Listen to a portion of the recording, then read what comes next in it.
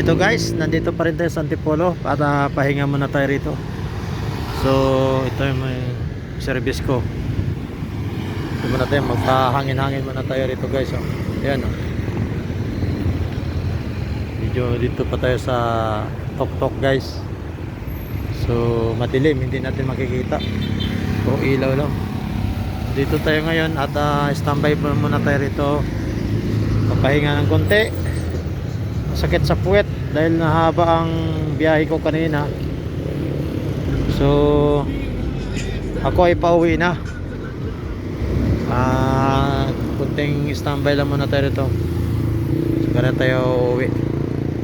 Ayan guys, thank you so much guys sa inyong panonood sa aking video guys. Huwag niyong kalimutan i-like and share and follow ang aking Facebook page.